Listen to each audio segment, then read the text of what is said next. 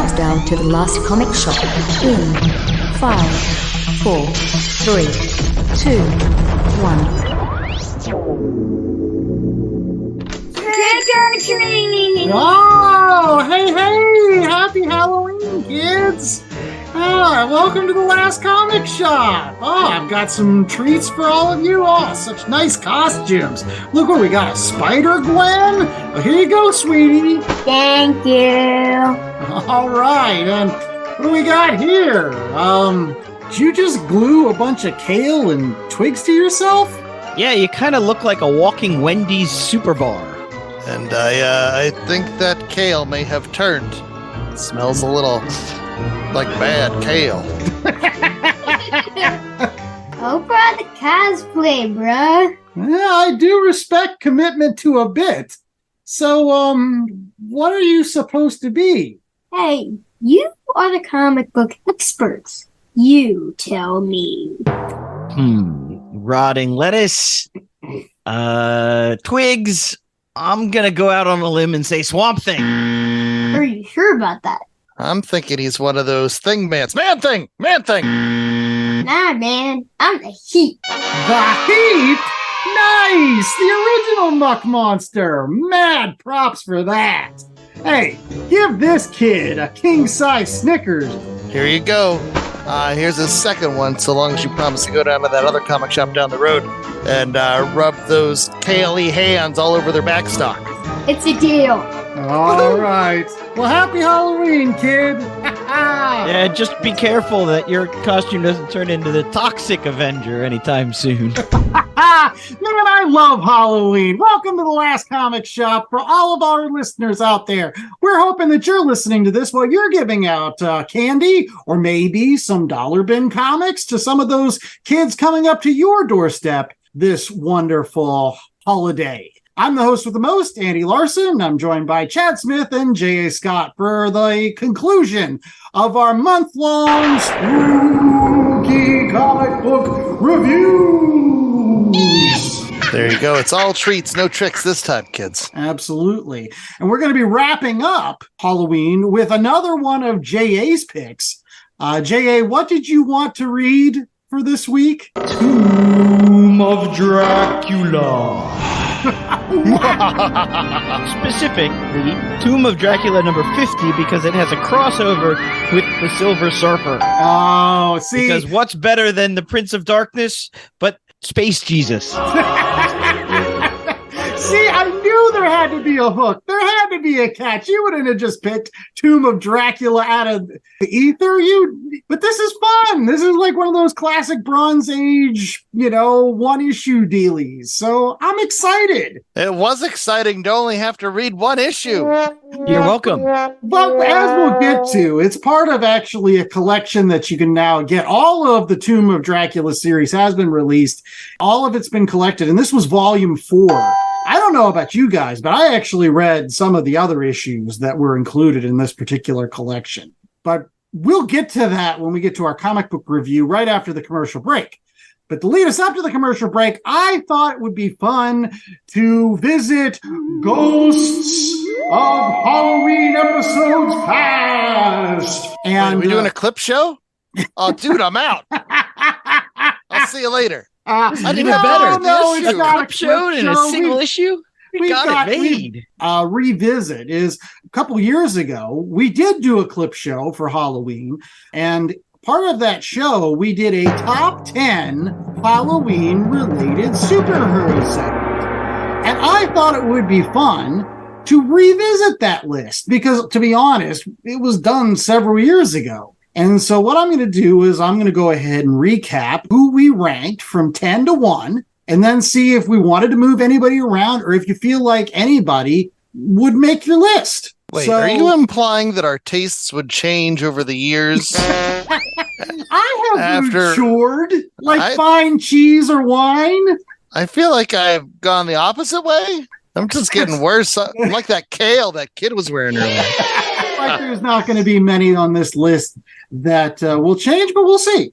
So the list starts off with 10 Morbius, 9 Blade, 8 Swamp Thing, 7 Man Thing, 6, Constantine. 5, Ghost Rider, and it was the Danny Ketch Ghost Rider because J.A. did not want to vote for Johnny Blaze. 4 was FrankenCastle. 3 was Hellboy. 2, Vampirella, and the number 1 on our Halloween-related superheroes was Spawn. Do you feel like anybody in this list should have went up or down, depending on like the books that we've read since then? We'll start off with J.A. I think Swamp Thing has to be higher than Man Thing. We're going to flip those. Do you think Swamp Thing should go even higher? I think the Swamp Thing, Man Thing triumvirate should be set right in the middle at 5, 6. Okay. I think Ghost Rider needs to slide down. I mean, we're only giving it to Danny Ketch based on his glow-in-the-dark cover. That's all. Let's be honest here. That's all you need. It has nothing to do with any story. No, that glow-in-the-dark cover was awesome. Awesome. And I love the Mark Teixeira art. I don't know if any of the stories were any good, but the art was great, and that cover, one of the best gimmicks ever. Morbius, I think, can fall off just because of how bad his movie was. But we met Roy Thomas, and he helped create Morbius. Exactly. No, I agree. Like, Morbius can suck eggs because I'm not a fan of the bring Dracula back in, since Dracula is.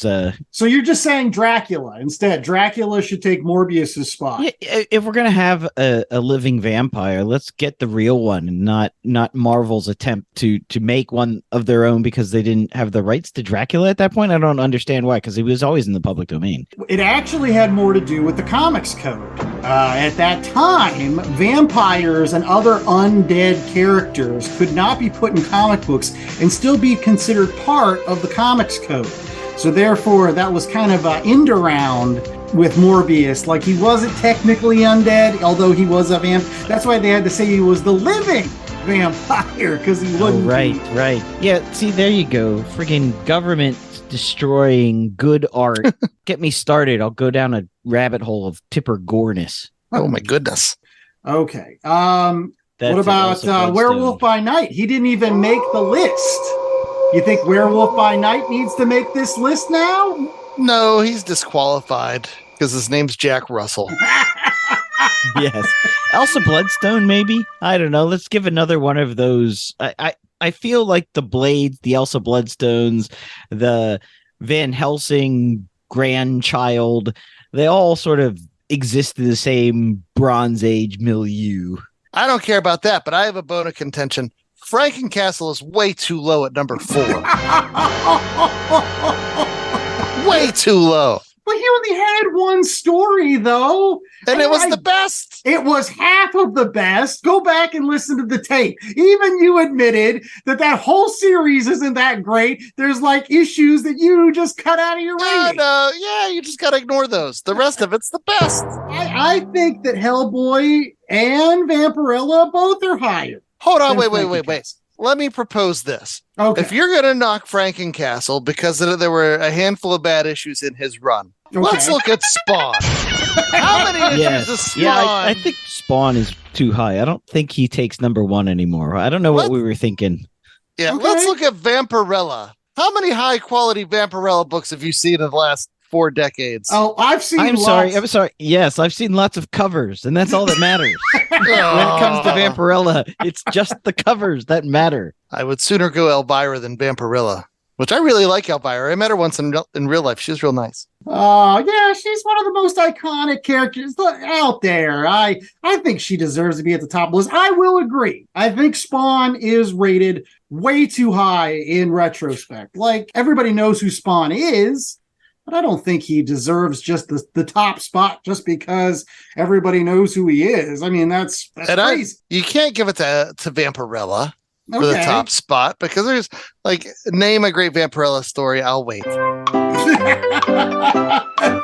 And then Hellboy, we can't give it to Hellboy. Why not? Even though Hellboy has a very long lineage of high quality storytelling, even all the other artists that are brought in that aren't Mike Mignola still have a very high standard and carry that torch. They made that one movie and it sucked real bad. Which one? The David Harbour one? It wasn't. Yeah, it wasn't that terrible. They had a good thing and they screwed it up. They went all Amazing Spider-Man with Andrew Garfield in that David Harbaugh movie. That's my vote. If I was going to recast this list, I'd put Hellboy number 1. I'd probably put Swamp Thing number 2. And then you can have the rest of the list. But I think in retrospect, since this list was originally made, I've read some really great Hellboy stuff and some really great Swamp Thing, and I feel like they should be at the tops of it. Yeah, I don't remember the when we covered Hellboy on the show, but I do remember when we covered FrankenCastle, and it was great. All right. Well, it's fun to go back and revisit this stuff. What did you think as fans out there in the Last Comic Shop ether? Did you enjoy our list? Is there anybody that we missed on this list? Should we have put like Jack Kirby's Demon, or what about the girl that buys the chainsaws from that Something's Killing the Children? Oh yes, what is her name? Erica Slaughter. Maybe we'll put her on there. What about the Hack and Slash? How about the Eva Ernie's? I'm going to the bottom of the barrel here. But who did we miss? Leave some comments out on the Last Comic Shop social media. And we'll be right back with a comic book that, again, we should have covered a long time ago with Tomb of the Draculas here on the Halloween Spectacular. Stay tuned. Who was the bad guy from Department of Truth? Because that pissed Dandy off something fierce.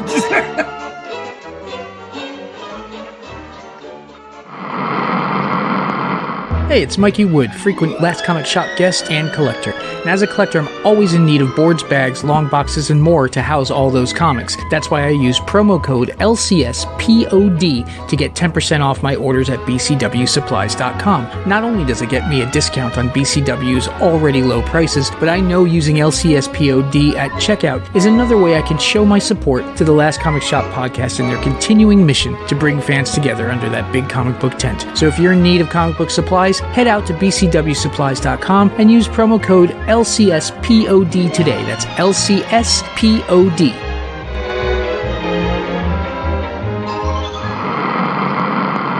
Lords of the Cosmos is the critically acclaimed indie comic masterpiece that combines the best of He-Man and heavy metal into a sci-fi fantasy hero mashup. Bringing together artists, writers, and creators from across the comics industry, Lords of the Cosmos is about to launch a Kickstarter for their 5th issue. Jam-packed with celebrity artist pinups, dynamic storytelling, and beautiful artwork, this book is a masterclass for anyone who appreciates vintage storytelling in 80s and 90s style. Catch up on the back issues and join the Lords of the Cosmos for their next great adventure by signing up for the Kickstarter pre-launch at jasonlennox.com. And we're back, ladies and laddies and kitties and tricks and treaters. And we've got a treat for you, which is the Tomb of Dracula, which we're going to be focusing on issue 50. But I think we're bringing some other treats to the yard as well. But let's start with J.A. Why don't you tell us the creatives behind the Tomb of Dracula, issue number 50 in particular? Okay, so it was written and edited by Marv Wolfman with art by Gene Colan and Tom Palmer. John Costanza did the letters, and Tom Palmer returned for coloring. And that creative team of Marv Wolfman, Gene Colan, and Tom Palmer did almost all of the 70-issue run of Tomb of Dracula. Jerry Conway did the first couple of issues, and then he quit. Archie Goodwin came in for a couple of issues, and then he quit. Gardner Fox took over, and then he quit. So it had a difficult beginning, this Tomb of Dracula story. And Marv Wolfman even said that he was floundering on the book as well, and he didn't really hit his stride until issues 12 through 14. And that's the storyline where he said he finally figured out what that book was about, and then continued through the next 60-some issues. Interesting and ironic that Dracula would be mastered by a wolfman. A Marv Wolfman. I love it. And one last little bit of interest before we get into the synopsis is that Marvel's Dracula for this book was not patterned off of Bela Lugosi or Christopher Lee, no relation to Stan Lee, by the way, but off of Jack Palance. What? Played Dracula in a television production of the Stoker's novel after the Tomb of Dracula debuted. You are my number one. Yeah. All right. Any case, the 10-cent synopsis for issue 50 of Tomb of Dracula, which was the focus of this week's show. This is a part of a continuing storyline that's been going on for several issues leading up to this, in which basically Dracula is becoming the king of hell, and he has a wife, and she's pregnant with his kid, and they're like living in a castle or something. But now that she's impregnated, all the rest of the coven or whatever that put Dracula on the throne says, we don't need this Dracula no more. We're going to have his kid, and we're going to be able to manipulate his kid. So we need to find someone that can kill that SOB. And so they use their wonkety-wonk magic and witchcraft to Svengoolie, the Silver Surfer, into doing the dirty work. And Silver Surfer shows up, and he's like, I don't know what's going on. My brain's crazy, but I got to attack this vampire guy. And Dracula's like, get out of here, you fool. And they fight for a little bit, but it's like not an even matchup because Silver Surfer is being manipulated. And he knows he's manipulated. Yeah. And sooner or later, like, the magics go away, and Silver Surfer snaps back to his regular self and still says, I'm going to go kill that Dracula because it must have been him that was mind controlling me. And he shows up, and Dracula's wife at the time's like, no, go away. And he's like, sure, whatever, I will.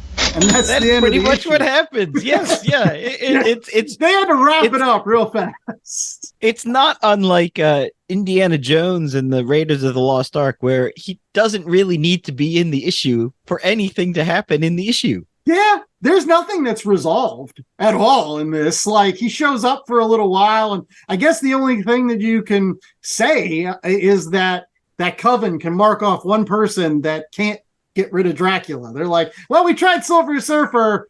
Hulk next? I don't know. Let's go. Yeah, I think this was an example of Marvel trying to sell issue 50 covers with the Silver Surfer on it and trying to find places to put in the Silver Surfer, because his run on the Silver Surfer comic book with Stan Lee and John Buscema was also coming to an end. I think they were searching for what to do with Silver Surfer. The biggest problem was that he was stuck on Earth. Yeah. I know why it took like till the 80s to get him off of Earth. And they really didn't know what to do with him. You're absolutely right that this has a lot of shades of that Stan Lee's John Buscema run, where, you know, there's folks that don't understand the Silver Surfer and shooting guns at him from, he's just kind of flying around with no real purpose. They did a lot of this, like with the Defenders series too, where he's just kind of there, and like that's why he teams up with the Hulk and Doctor Strange and Submariner, other heroes that are misunderstood. Again, people are just taking pot shots at him. And he's like, damn you humans. Why can't you understand that I'm Space Jesus? Yeah, I found that as much as I love Silver Surfer, there wasn't a lot of Silver Surfer in this. More intriguing was sort of the backstory and the soap opera plot with the baby coming and the wife and the coven trying to take over and working with Dracula and behind his back. And Dracula, you know, going out prowling among humans in Boston, and then always being, I'm too weak to attack them, so I'm just, teenagers make fun of him and he flies away as a bat, which is not the first time, because there are a couple of other issues in this series where he's out and about and people say, you know, why are you dressed so weird? Or you must be some weird hippie guy. And instead of killing them, he flies away. It definitely was a unique perspective on Dracula. And one of the things I loved about this was that classic 70s. You're dropped in for an issue and you get all that melodrama, but there's enough context that you can figure it out. I was excited to see that Vlad was turning into a family Drac.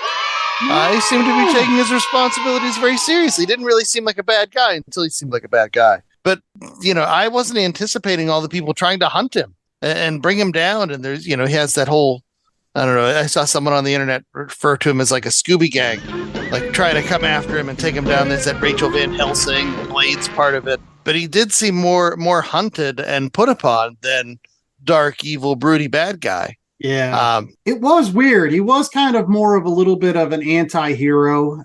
I won't say that he is as much of an anti-hero or even a true hero as some of the vampires nowadays in modern, mythology, like the Twilights and the True Bloods. He doesn't sparkle. Exactly. He's not truly good. Like, at no point do I feel like, yeah, that Dracula, he's a great guy and like we should be pulling for him. I just actually honestly think he was just like his own thing in this. Kind of like Silver Surfer. That's kind of why I thought this issue was kind of neat. Even though we're supposed to think of Silver Surfer as the good guy in this fight, like neither of them were quote unquote the good guys. Like, the one was being controlled by dark magic. The other one was just trying to protect his baby and his pregnant wife. Like, both of these things canceled each other out. And I was just like, nah. The fight was pretty lame, too. I thought the setup was a lot better than the payoff. The payoff was like, really? This is what we get? We get like a drunk Silver Surfer versus a Dracula character that has no business of wanting to even be there. Well, I just honestly thought that, again, going back to the Stan Lee and John Buscema run, this issue was almost a repeat of a better issue, which I'm going to talk about now, and that's Silver Surfer issue 4, where Loki does pretty much the same thing. He manipulates the Silver Surfer into fighting Thor. And that is like one of the all-time greatest covers, with Silver Surfer flying down and Thor's about to smack him in the face. He's winding up for like the home run hit. And I just enjoy that issue much more. But it's the same story. Like, it's like, again, somebody using dark magic to manipulate the Silver Surfer into fighting some dude on their behalf. Yeah, so Last Comic Shop listeners out there, if you want to read this issue done even better, just go find Silver Surfer issue 4 from his first run. Oh, come on. One thing I thought was better, and this is something like, I'm a big Daredevil guy, but for me, Daredevil begins at Frank Miller. I've gone back and read some of the Wally Wood things, and the Bill Everett things, and Gene Colan was a very prominent Daredevil artist, prominent Iron Man artist, but there's something about his work that has never really clicked for me. He's very stylized, very impressionistic. He's, big action, big bombast, but there was always something where people were stretched out just a little too much, or I don't know what it was, but I hadn't found the key to unlocking that yet. And when I heard we were going to read Tomb of Dracula, I was like, oh, that's Gene Colan. All right, here's another opportunity, to figure out what makes him great, because he's a super well-respected artist. And I do think the combination with Tom Palmer, like Tom Palmer really takes a lot of those elements of Gene Colan's art and focuses them in a way. They're still action packed, but they're not as exaggerated. There's that extra little touch of realism. And then whenever you factor in all the different like zipatone things and all the different coloring things, like for a comic that was coming out in the late 70s, the art on this book is super impressive. And I really did enjoy that creative team. And plus, too, with Marv Wolfman, like I love Marv Wolfman on Spider-Man, on Teen Titans. Like, this felt like good Marv Wolfman, too. I don't know. I enjoyed all the different aspects to this. Some ways were ways that, kind of surprised me. Well, let's go ahead and pivot real quickly to the rest of this collection. Because, again, even though the official assignment was only to read issue 50, featuring the Silver Surfer fight, there were some other issues included in Tomb of Dracula, the complete collection, volume 4, that for folks that are looking for it and maybe the epic collections or whatever. It starts off with a couple reprints of some of the Dracula black and white magazines. So J.A., first and foremost, did you end up reading those, given that you're a huge Savage Sword of Conan fan and you like those black and white magazines from the 70s at Marvel? I did. I was disappointed because I'm used to the Savage Sword of Conan omnibuy, where you get more than just the story. You get the interviews and you get the other stuff, because I was looking forward to reading about Christopher Lee profile, and that was not shown. All you got was the photo of him reading Dracula Lives, but the Dracula Lives Parchment of the Damned, I thought was even better. It's black and white. B, it's magazine, so you're not worried about the comics code as much. So it's a little bit more adult orientated. They weren't so worried about telling superhero stories. First story set in the late 1500s. It's just, Dracula getting hunted by people around him, and I don't know what's going on, but even in this one, Dracula's having a hard time feeding. Like he's eating deer.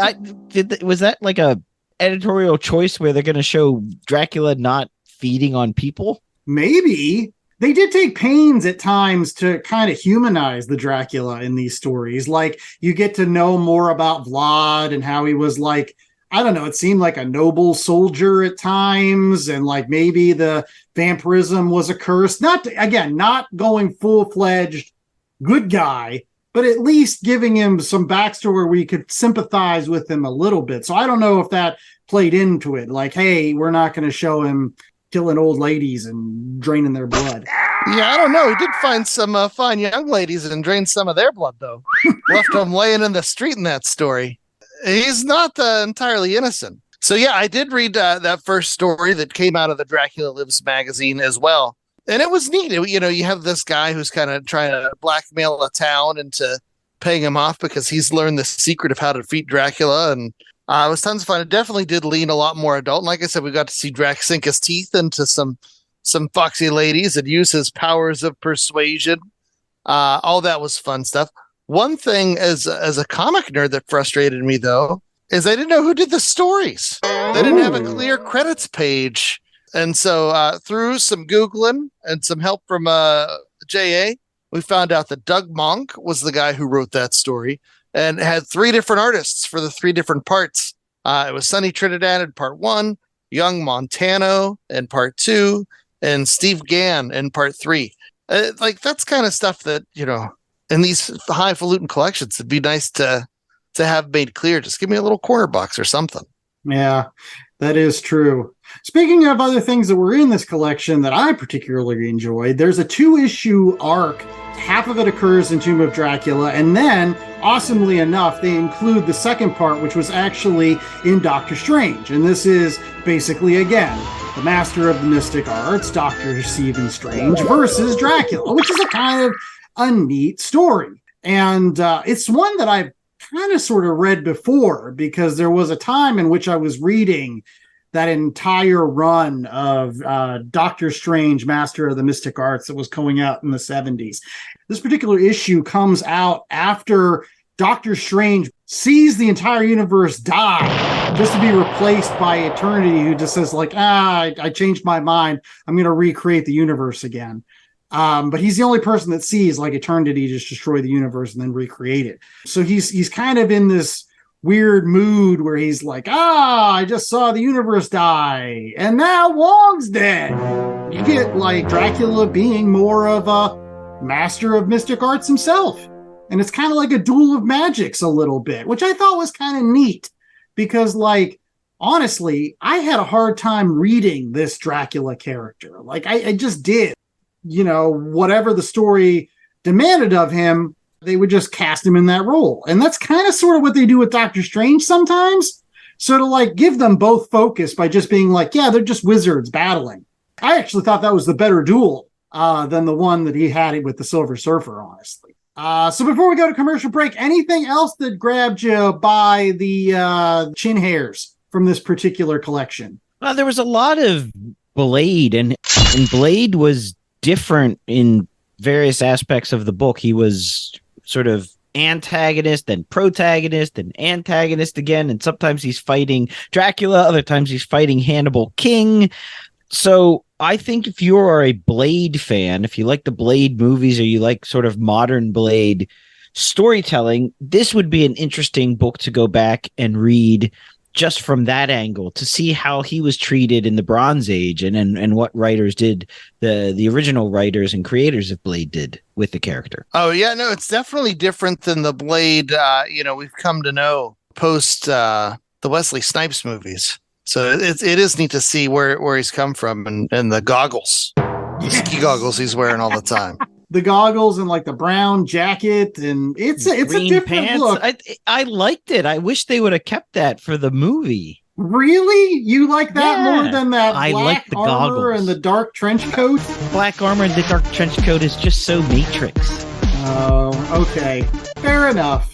And fair enough, we're going to be right back with more of The Last Comic Shop and our ratings. For Tomb of Dracula, can we keep it to just issue 50? Or maybe we'll be talking about that complete collection. We'll see. As well as some other recommendations for the Halloween season. Hey, are you looking for your new favorite comic? Are you interested in epic fights, a career change, creating comics, and mental health? You have come to the right place. My name is Oscar Osorio, and up until a few months ago, I was working at a desk for a big company, until I burned out and decided to pursue my passion, comic books. It was the beginning of my new, better life. At least, that's what I thought. Turns out that doing what you love may involve newer mental health issues, worrying about getting money, feeling you're not enough, fear of disappointment, and more. So I combined these emotions with my love of superheroes and fan comics and turned it into my debut comic book, a never-ending adventure, the fantastic quest of an aspiring creator looking for an idea. Life on Soup, right now. So come with me as I embark on the never-ending adventure of creation. Hello, friends. Do you like the 80s and Transformers? We are the Autopod Decepticast, and we started our podcast doing a minute-by-minute breakdown of the 1986 classic animated feature, Transformers the Movie. We've since moved on to an episode-by-episode review of the G1 series and just started Season 3. We have over 180 episodes, so if you're just discovering our show, there's plenty of gold to stuff into your ears, and it is very funny and fantastic. I'm not biased. We are on every podcast aggregator you could possibly stomach: Apple Podcasts, Stitcher, Spotify, Google Play, and our web presence is autopoddecepticast.com. We are at APodDcast on Twitter and all of the things. Autopod Decepticast, friends, for all your animated Transformer needs. Hey-oh, and now we're back with more of The Last Comic Shop and our ratings, where we don't have to come out of coffins. If you're coughing, you should get yourself a Halls. Jay, what's our 1 out of 4 scale before I get into more of these dad puns? 1 out of 4 vampire bites. Ah, nice. Ooh, that rating scale sucks. See, he's doing it too. All right, Jay, well, this was your pick, right? Like, you wanted to read some Silver Surfer on this show, and you got your wish. Did it live up to your expectation? It's weird. I can't say that it scratched that Silver Surfer itch for me, because Silver Surfer was not really Silver Surfer through most of the book. He was sort of this character that had been subsumed by this coven cult thing. He didn't know what he was doing, and he couldn't control his actions so much. So that part of the book was really uninteresting to me, and I felt like this is just peak 70s Marvel not knowing what to do with this great character, the Silver Surfer, that was obviously selling books for them, but was not getting a lot of good stories told. That being said, I love the other bits of it. I love being thrown into sort of Bronze Age Dracula and getting all that melodrama and the soap opera aspects, and, you know, Dracula the dad, sort of, this is pre-Hotel Transylvania type Dracula. You know, they were trying to make him approachable for the kiddies, I guess. So I enjoyed those bits of it. If I was to buy this book at a convention or a comic book store, it would be one of those that I would look at. Maybe I'll just slab it because I'm never going to want to read it again. But the cover is great, and I think it's worth a pretty penny these days because it's number 50 and because of Silver Surfer on the cover. So I have to give it, like, I don't want to go less than 3 because it is Silver Surfer and it was fun. But I can't give it more than 3 because I think it's just didn't scratch that itch, didn't live up to the hype of the cover. Chad. Yeah, I'm going to stick with Jay's rating of a 3, but because I liked it. Like, I wasn't necessarily anticipating being all that wowed by a Dracula book. I'm not the biggest horror comic fan, but this was classic 70s Marvel goodness. I was able to pick up an issue, just dropped right into the plot, and, you know, I knew enough about Silver Surfer and I had enough background about Dracula to find my footing and just let the creators do the rest. The art was really great. The Marv Wolfman writing was something that I miss. And for 20 some pages, it was just a really enjoyable story. And whenever I went back and I was flipping through some of the other issues in the collection, they were fun too. Would I recommend them like for everybody? Probably not. It's not a thing that I plan on going back to, but while I was there, I really enjoyed it.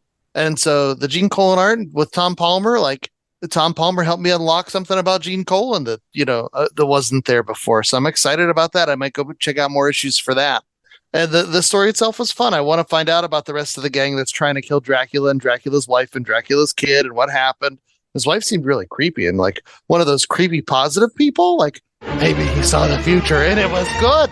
Like, what the hell are you talking about, lady? But it was intriguing enough. Like, I wouldn't be sad if I picked up an issue. And at the same time, if I don't pick it up again, like, I'll remember, I enjoyed it while I was there. So 3 out of 4 are vampire bites.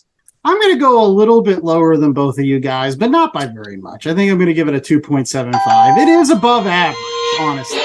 And anytime I get to read Marvel from the Bronze Age, I'm going to enjoy it. And this was a series that I had been looking forward to reading for a long time because I am a fan, actually, of Gene Colan's art. I think he's one of the best Daredevil artists out there, honestly. There's a great issue where he's like flip kicking a bunch of thugs on like a staircase. And just the athletic and acrobatism, is that even a word, of Daredevil in some of his issues are just wonderful. And I think sets the stage for everything that came after that with the way that Daredevil should be drawn. So I liked it. Plus, I think that Tomb of Dracula has a lot of shades of eventually what Gene Colan would do on another really unknown series called Gem, Son of Saturn, which I got all 12 issues in a $1 bin, and I actually really enjoyed. And it's kind of got a long, gaunt type character with a flowing cape, kind of like his Dracula in this. But I honestly, I wanted to read Tomb of Dracula for a long time. I'm going to give it a little bit lower than the 3 because I'm still not a fan of Marv Wolfman writing. I think he's a little bit too verbose. Still, like whether it was his run on this, whether it's his run on Fantastic Four, or even Crisis on Infinite Earths, I think he's just wordy. And sometimes I like that, sometimes I don't. And his kind of wordiness, I don't know. It's just, it's not my bag. I'll just say that. It might be others. But simply put, I'm glad that I read this. And again, it actually made me want to go back and reread other Silver Surfer issues that I really enjoy, like Silver Surfer 4. I then went back and read Silver Surfer versus Mephisto because I thought that was a better battle with cosmic evil force than, Dracula. So I like those things. Plus, I got to read the rest of the collection, and that was neat. I won't lie. I enjoyed going back and having some of those Dark Shadows, Barnabas Collins kind of soap opera elements and seeing where those played out. So in any case, it is now time to see how our recommendations play out. Yes, these are other books that you can pick up at your local comic book shop in addition to Tomb of Dracula or either issue 50, if you can find it in single issues, or any of the Tomb of Dracula complete collection trade paperbacks, including volume 4, which this issue appears in. So we're going to go ahead and start off with J.A. So J.A., do you have something spooky and horror related for all of our fans? I do not. Oh. But I do have something that is out now and I recommend for every comic book fan. And even those who might not be or are burgeoning comic book fans. And that is the newest Penguin Classics Marvel collection that has just been released earlier this fall. You get Avengers, X-Men, and Fantastic Four. And these collections, it's all Silver Age stuff, and it's great. Avengers, you get Avengers 1 through 4, 9, 16, 26, 28. 44, 57, 58, 71, 74, and 83. X-Men 1, 3, 4, 5, 7, 8, 14, 15, 16, 38, 41, 42, 44, 45, and 46. And Fantastic Four may be the best of this 3-book run. Fantastic Four 1, 2, 3, 4, 5, 10, 11, 48, 49, 50, 51. That's the whole Silver Surfer Coming of Galactus storyline, and Fantastic Four Annual 6. And what I really love about these Penguin Classics, not only are they priced really well, they're printed on a paper stock that is more akin to what you would have gotten in the newsprint era of the 1960s. It's not like the Marvel oversized books or Marvel Omnibus where it's glossy pages. These are matte pages. The colors are muted. It really feels like they've really invested some time and effort into putting together a really nice collection. And just to piggyback, don't misunderstand. It's not like the garbage paper of the comics from the 60s and 70s, but that feel is there. That touch is there. They actually managed to use really high quality, expensive stuff to give you that garbage paper feel that we all love. Gold Leaf, except they have all the original colors from the 4-color newsprint. It's a crazy combination. And oh my gosh, I'll just say this. If you're going to get them in hardback. I mean, the paperbacks are fine, but what you need these for is those beautiful, beautiful hardbacks, especially this time around, that Fantastic Four. It is a dark blue with gold lettering, and it just pops like crazy. Oh my! But JA, if you've ever handled the paper or the hardbacks, there's one thing our audience needs to know. Yeah, you got to wear gloves, man, because fingerprints. They just collect fingerprints like nobody's business. If you've got the Black Panther one, that's the worst by far. That black, just you even look at it and there's a fingerprint there. Heck yeah. These things are so classy, you have to wear gloves while you're reading them, but it's worth it. Oh, yes. And by the way, JA, some fans might be a little bit turned off by the fact that you don't get I don't want to say complete runs here, that it's more like, a collection of issues. What do you think about that? I think it's done really well. If you're the super fan of one of these characters or teams, you're probably going to have all of those runs anyways. And if you're not, you're getting a very nice curated collection of important issues. And then if there's a break, say you had issues 1, 2, 3, 4, and then it jumps to issue 7, there's a couple of pages of an essay telling you what happened on the issues that you missed, setting up what's going on next, giving you a bit of historical context on the book. So it's not just a collection of comic books. It really is an anthology that's, again, done really well. It's got introductions. Some of these intros ran in Marvel Masterworks editions of the books. So you get a lot of content besides just the issues of the comics. Very cool. All right, Chad, what is your recommendation this week? Is it spooky and horror related? It's a little bit spooky and horror related. So there was recently a mini-series that just wrapped up towards, I want to say, tail end of August, called Bloodline, Daughter of Blade, where you are introduced to Brielle, who just so happens, and eventually she finds out too, that she's the daughter of Blade. And what you get is a coming of age story mixed with some vampire lore. I've seen it described as, Buffy the Vampire Slayer-esque, but it's super accessible because while you don't need to be steeped in the Blade mythos to understand what's going on, that always helps. But this character's coming in very green, and so you learn as she learns. And it has a very interesting art style. Creators that I hadn't heard of Danny Lore or Karen Darbo before, but they work. I mean, the series was tons of fun. It's worth your time, especially if I have a soft spot for those coming of age stories, and this is one of those, but with vampires, vampire hunting. How cool is that? Very cool, especially for this week's show. And to wrap us up, I definitely have something that's spooky and horror related for our final recommendation of this week. And that is the fact that I finally got around to reading Ice Cream Man, which has been in my read pile forever, I think since last Halloween. Now, for those folks that may not know what Ice Cream Man is it has been a series that's been very highly acclaimed, written by W. Maxwell Prince with art by Martin Morazzo. And in essence, it's kind of an anthology. It's based around a very creepy type of character, an ice cream man that's, going through the town, serving up delicious treats to kids and all kinds of folks, but at the same time with that smile and that clean white suit that is up to no good. And so, simply put, it's similar to like Night Gallery or Tales of the Crypt, or, The Twilight Zone. Like, you don't have to read all of the issues in order, nor do you have to read all of them if you want to. You can just pick and choose. And they'll tell certain stories.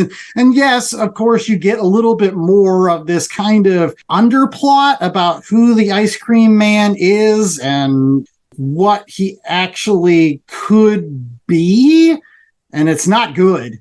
It's probably kind of more like Pennywise, honestly.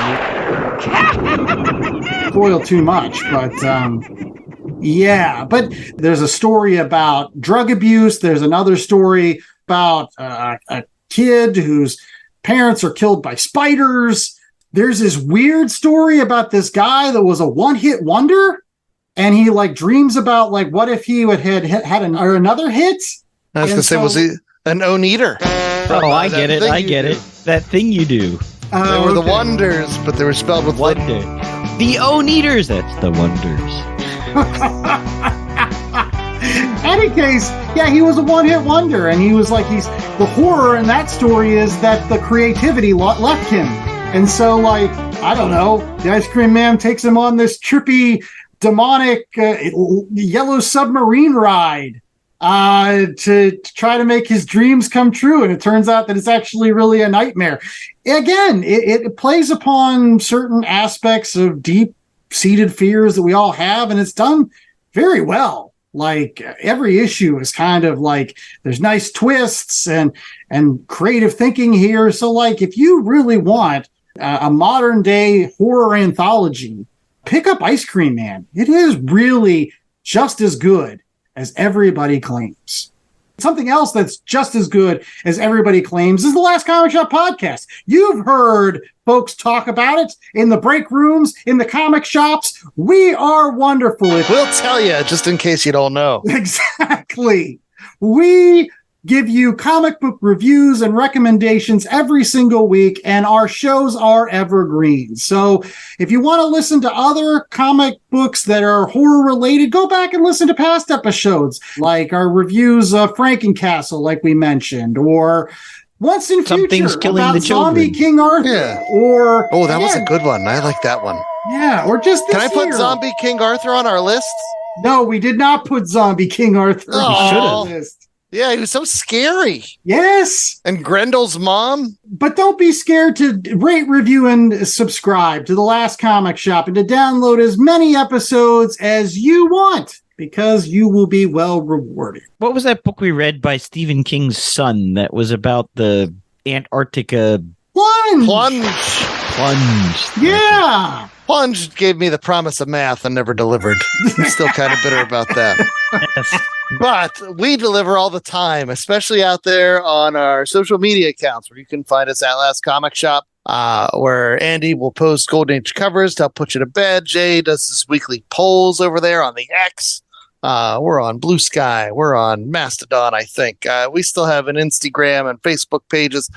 So check us out there. Or worst case scenario, you can always go back to the home base, which is www.lastcomicshoppodcast.com, where they can find links to all our shows. And what else, J.A.? We have a link to our merch store last week to get the Halloween-inspired T-shirt.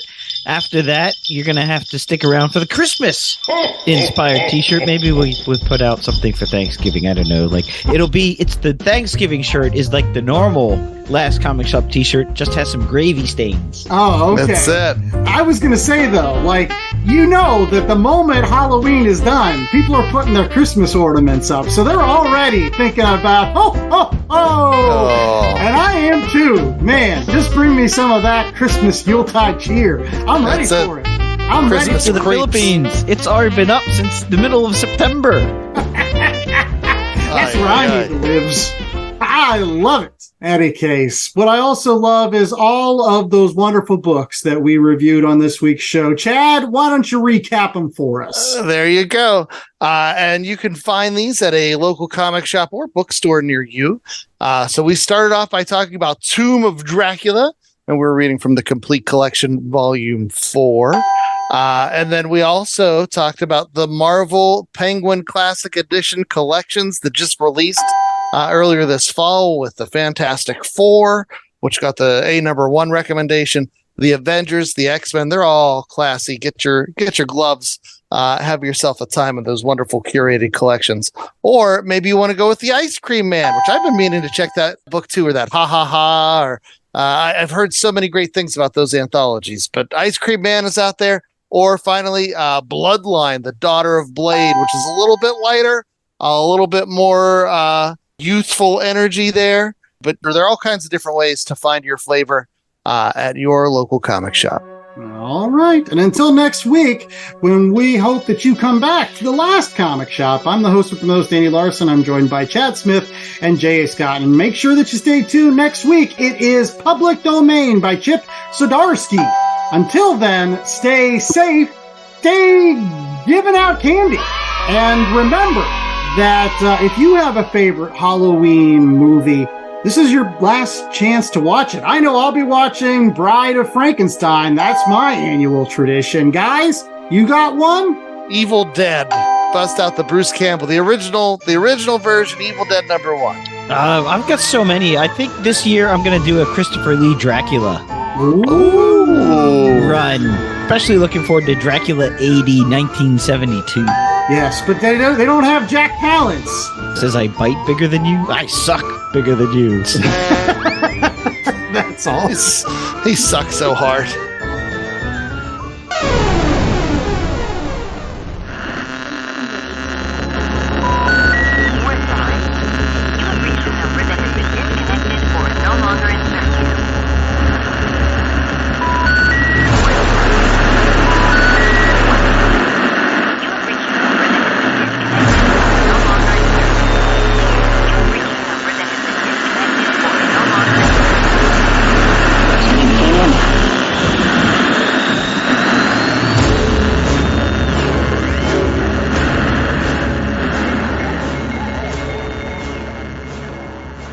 The Last Comic Shop was a 2023 Black Angus production.